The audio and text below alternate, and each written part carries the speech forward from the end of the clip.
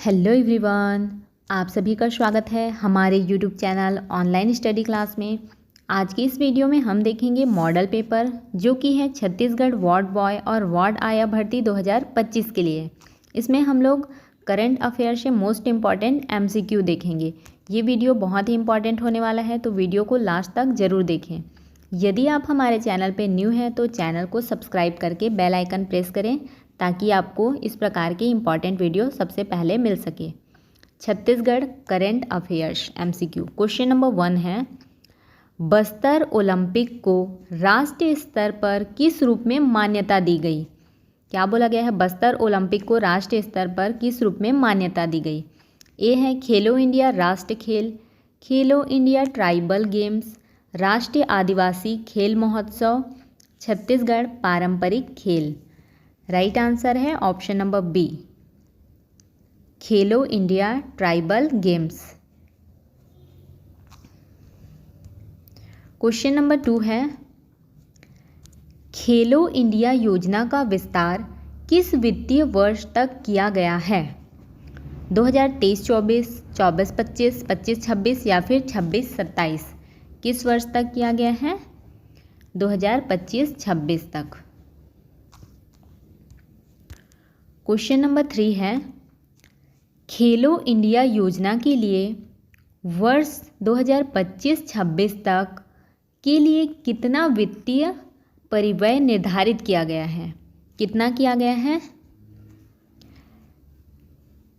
3,790.50 crore.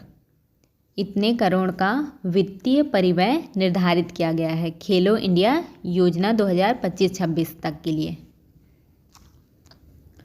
Question number 4 है, दीपक किंगरानी जिन्होंने 2023 के लिए सर्वश्रेष्ठ संवाद लेखन का राष्ट्रीय फिल्म पुरस्कार जीता, छत्तीसगढ़ के किस जिले से संबंधित है? रायपुर, दुर्ग, बिलासपुर, बलौदाबाजार या भाटापारा? बलौदाबाजार, भाटापारा। राइट आंसर है option number D, Balodabazar, Bhatapara. क्या है? दीपक किंगरानी जिन्होंने 2023 के लिए सर्वश्रेष्ठ संवाद लेखन का राष्ट्रीय फिल्म पुरस्कार जीता, वो किस जिले से है? बलौदाबाजार, भाटापारा। क्वेश्चन नंबर 5 है, दीपक किंगरानी को किस फिल्म के लिए सर्वश्रेष्ठ संवाद लेखन का राष्ट्रीय फिल्म पुरस्कार प्रदान किया गया? मिशन रजनगंज, सिर्फ एक बंदा काफ़ी है, स्पेशल ऑप्स भैया जी। राइट आंसर है ऑप्शन नंबर बी, सिर्फ एक बंदा काफ़ी है। इसके लिए उनको संवाद लेखन का राष्ट्रीय फिल्म पुरस्कार प्रदान किया गया था। क्वेश्चन नंबर 6 है, राष्ट्रीय फिल्म पुरस्कारों का आयोजन भारत सरकार के किस मंत्रालय द्वारा किया जाता है? संस्कृति मंत्रालय, सूचना और प्रसारण मंत्रालय, युवा मामले और लेख मंत्रालय या फिर गृह मंत्रालय? राइट आंसर है ऑप्शन नंबर बी, सूचना और प्रसारण मंत्रालय। क्वेश्चन नंबर 7 है, वर्ष 2023 के लिए 71वें राष्ट्रीय फिल्म पुरस्कारों में सर्वश्रेष्ठ फीचर फिल्म का पुरस्कार किसे मिला? द केरल स्टोरी, जवान, मिसेज चटर्जी वर्सेस नॉर्वे या फिर बारहवीं फैल? राइट आंसर है ऑप्शन नंबर डी, बारहवीं फैल को। क्या मिला? 2023 के लिए 71वें राष्ट्रीय फिल्म पुरस्कारों में सर्वश्रेष्ठ फीचर फिल्म का पुरस्कार मिला। क्वेश्चन नंबर 8 है, वर्ष 2023 के राष्ट्रीय फिल्म पुरस्कारों में सर्वश्रेष्ठ निर्देशन का पुरस्कार किसे प्रदान किया गया? शाहरुख खान, सुदीप्तो सेन, विक्रांत मैसी, रानी मुखर्जी? राइट आंसर है option number B, Sudipto Sen को। क्वेश्चन नंबर 9 है, छत्तीसगढ़ के महासमुंद जिले में किन महत्वपूर्ण खनिजों के भंडार की खोज की गई है? लिथियम और टिन, ग्रेफाइट और वेनेडियम, निकल, तांबा और प्लेटिनम समूह, लौह अयस्क और बॉक्साइट? राइट आंसर है ऑप्शन नंबर सी। निकल, तांबा और प्लेटिनम समूह, इन तत्वों की खोज की गई है। क्वेश्चन नंबर 10 है, DGML Deccan gold mines limited को छत्तीसगढ़ के किस ब्लॉक के लिए कंपोजिट लाइसेंस प्रदान किया गया है? Ratanpur Champa block, Bhalukona Jamnidih block, Kabirdham block, Bastar Dantewada block.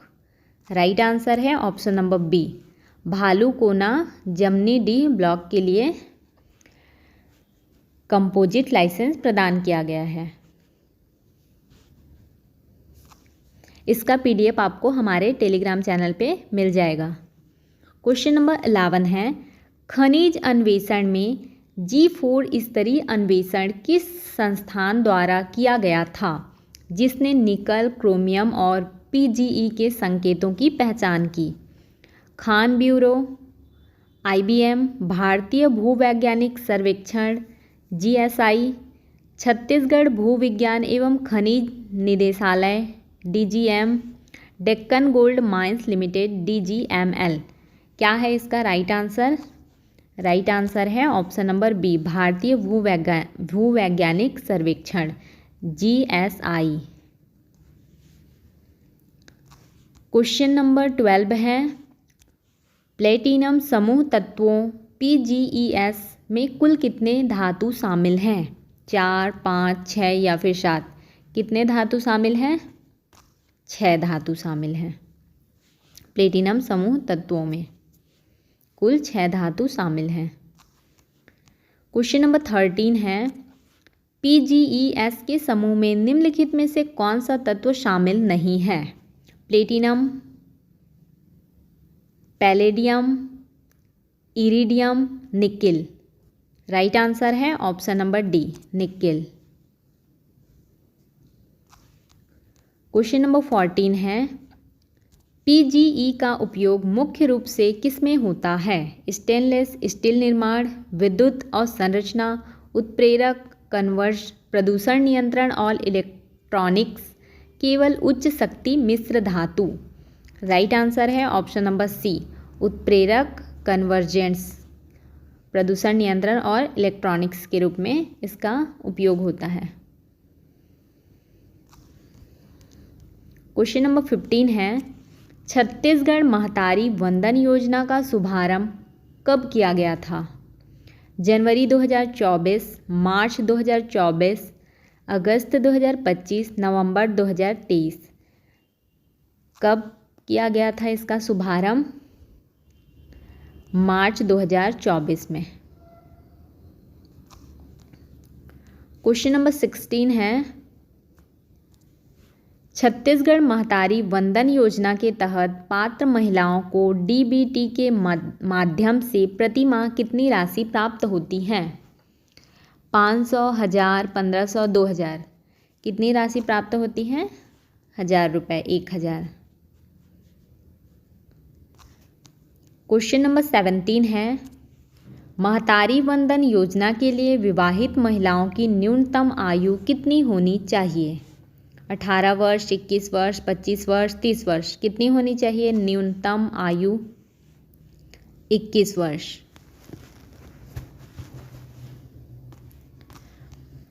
Question number 18 है, NFHS 5 2020-21 के अनुसार छत्तीसगढ़ में 15 से 49 वर्ष आयु वर्ग की कितनी प्रतिशत महिलाएं एनीमिया से ग्रस्त हैं? कितनी प्रतिशत महिलाएं एनीमिया से ग्रस्त हैं? लगभग 6.8%। Option number B right answer है।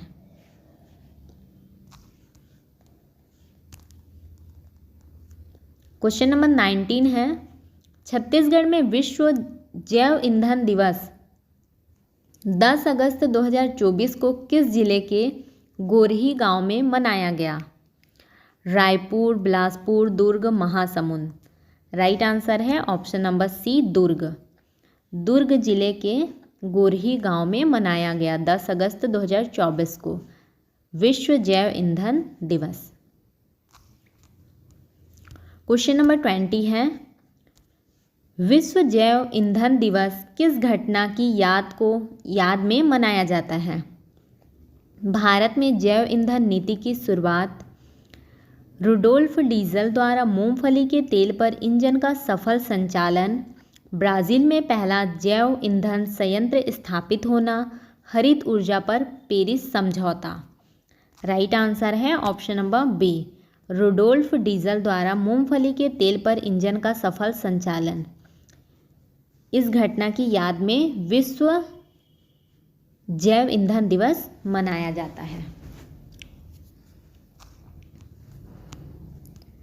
क्वेश्चन नंबर 21 है, विश्व जैव ईंधन दिवस 2025 का विषय क्या था? जैव ईंधन स्वच्छ भारत की ओर, जैव ईंधन ग्रामीण विकास का आधार, जैव ईंधन नेट जीरो की ओर एक सतत मार्ग, जैव ईंधन ऊर्जा सुरक्षा और अर्थव्यवस्था। इसका राइट आंसर है ऑप्शन नंबर सी, जैव ईंधन नेट जीरो की ओर एक सतत मार्ग। क्वेश्चन नंबर 22 है, सामान्य जैव ईंधन बायोडीजल किससे उत्पादित किया जाता है? केवल फसल अवशेषों से, केवल पशु वसा से, प्रयुक्त खाना पकाने के तेल, पुनर्नवीनीकृत गृह व पशु वसा से, केवल गन्ने के किण्वन से। क्या है इसका राइट आंसर है? ऑप्शन नंबर सी, प्रयुक्त खाना पकाने के तेल, पुनर्नवीनीकृत गृह और पशु वसा से क्या किया जाता है? जैव ईंधन उत्पादित किया जाता है। क्वेश्चन नंबर 23 है, भारत का लक्ष्य किस वर्ष तक 20% एथेनॉल मिश्रण E20 हासिल करना है? किस वर्ष तक है? 24, 25, 30, 35? किस वर्ष तक है? 2025 तक।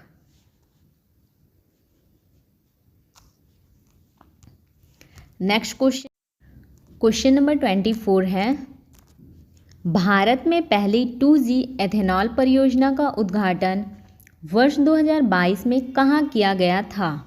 उत्तर प्रदेश के मिजोरापुर में, हरियाणा के पानीपत में, छत्तीसगढ़ के रायपुर में, गुजरात के अहमदाबाद में।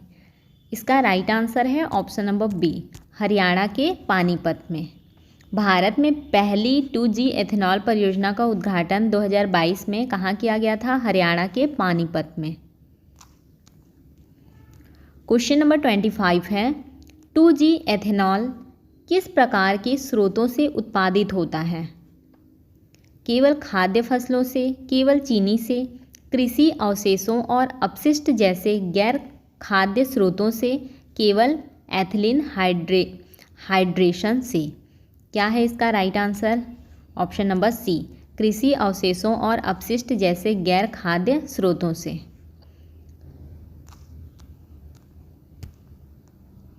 क्वेश्चन नंबर 26 है, एथेनॉल सम्मिश्रण का उद्देश्य क्या है?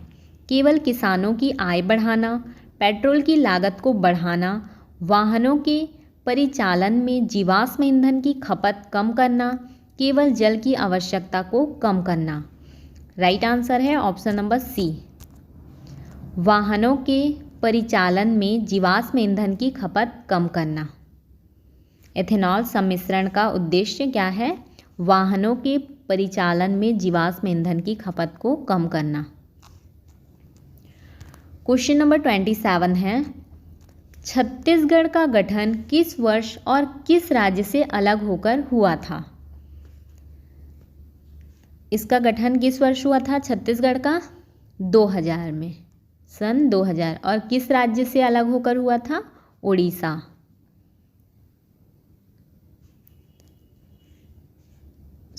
मध्य प्रदेश। क्या मध्य प्रदेश से अलग होकर हुआ था? तो 1 नवंबर 2000 और मध्य प्रदेश। क्या पूछा गया? छत्तीसगढ़ का गठन किस वर्ष हुआ था? 1 नवंबर 2000 को।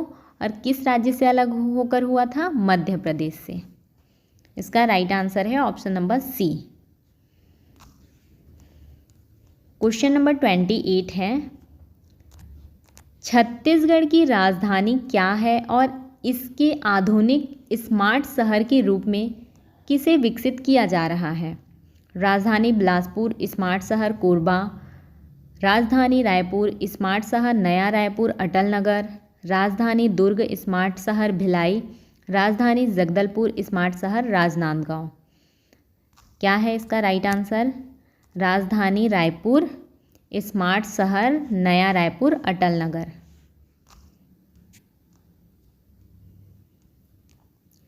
क्वेश्चन नंबर 29 है, छत्तीसगढ़ को अपने उच्च चावल उत्पादन के कारण किस नाम से जाना जाता है? भारत का अनाज भंडार, भारत का धान का कटोरा, चावल की घाटी, खाद्यान्न का केंद्र। राइट आंसर है ऑप्शन नंबर बी, भारत का धान का कटोरा। क्वेश्चन नंबर 30 है, भारत का 9वां सबसे बड़ा राज्य क्षेत्रफल की दृष्टि से कौन सा है? महाराष्ट्र, उड़ीसा, छत्तीसगढ़, झारखंड। राइट आंसर है ऑप्शन नंबर सी, छत्तीसगढ़। क्या है भारत का 9वां सबसे बड़ा राज्य क्षेत्रफल की दृष्टि से? छत्तीसगढ़। क्वेश्चन नंबर 31 है, छत्तीसगढ़ का इतिहास किस शताब्दी ईस्वी से शुरू होता है जब इसे दक्षिण कौशल के नाम से जाना जाता था? 3री शताब्दी, 4थी शताब्दी, 6वीं शताब्दी ईस्वी, 9वीं शताब्दी ईस्वी। क्या है इसका right answer? Option number B है, 4थी शताब्दी। इस टाइम इसे दक्षिण कौशल के नाम से जाना जाता था।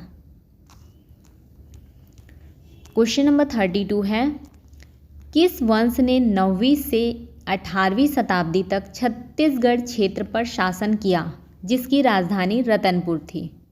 मौर्य वंश, गुप्त वंश, कलचुरी वंश, हैय वंश। सी। राइट आंसर है ऑप्शन नंबर सी, कलचुरी वंश। कलचुरी वंश ने 9वीं से 18वीं शताब्दी तक छत्तीसगढ़ क्षेत्र पर शासन किया था और उस टाइम राजधानी रतनपुर थी। क्वेश्चन नंबर 33 है, कर्क रेखा और भारतीय मानक समय मध्य रेखा का प्रतिच्छेदन छत्तीसगढ़ के किस जिले में स्थित है? कोरबा, सूरजपुर, बलरामपुर, महासमुंद। किस जिले में स्थित है? सूरजपुर जिले में। Option number B correct answer है। क्वेश्चन नंबर 34 है, कर्क रेखा भारत के कितने राज्यों से होकर गुजरती है? 6, 7, 8, 9। कितने राज्यों से होकर गुजरती है?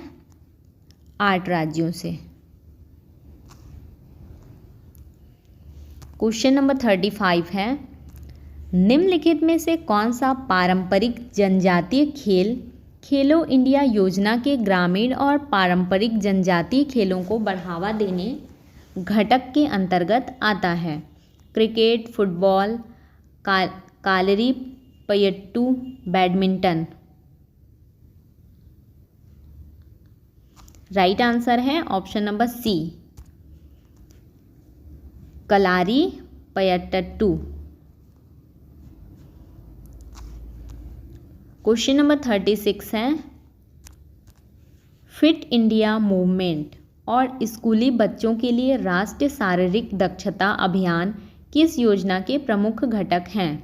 छत्तीसगढ़ महतारी वंदन योजना, खेलो इंडिया योजना, आत्मनिर्भर भारत पहल, प्रधानमंत्री जो वन योजना।